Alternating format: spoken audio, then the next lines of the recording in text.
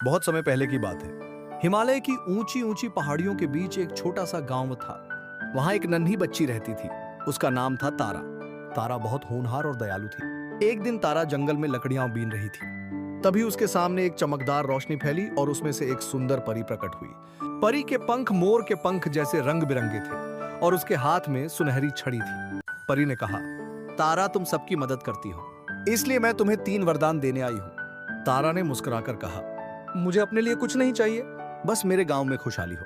परी ने अपनी छड़ी घुमाई और देखते ही देखते गांव में साफ पानी, हरे भरे पेड़ और ढेर सारी फसलें उग आईं। गांव वाले खुश हो गए। परी बोली, तुम्हारे निस्वार्थ भाव ने मुझे प्रभावित किया। जब भी तुम्हें मेरी जरूरत होगी, बस मेरा नाम लेना। यह कहकर परी आसमान में चमकते तारों के बीच गायब हो गई। उस दिन से गांव खुशहाल और समृद्ध हो गया। लोग कहते हैं, जब भी कोई निस्वार्थ मदद करता है तो सपनों की परी उसके पास जरूर आती है। संदेश मोरल, निस्वार्थ भाव और दूसरों की मदद करने से हमेशा सुख और समृद्धि मिलती है। बहुत समय पहले की बात है। हिमालय की ऊंची ऊंची पहाड़ियों के बीच एक छोटा सा गांव था। वहां एक नन्ही बच्ची रहती थी। उसका नाम था तारा।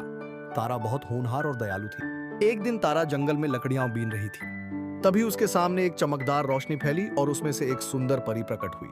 परी के पंख मोर के पंख जैसे रंग बिरंगे थे और उसके हाथ में सुनहरी छड़ी थी। परी ने कहा, तारा, तुम सबकी मदद करती हो, इसलिए मैं तुम्हें 3 वरदान देने आई हूं। तारा ने मुस्कुराकर कहा, मुझे अपने लिए कुछ नहीं चाहिए, बस मेरे गांव में खुशहाली हो।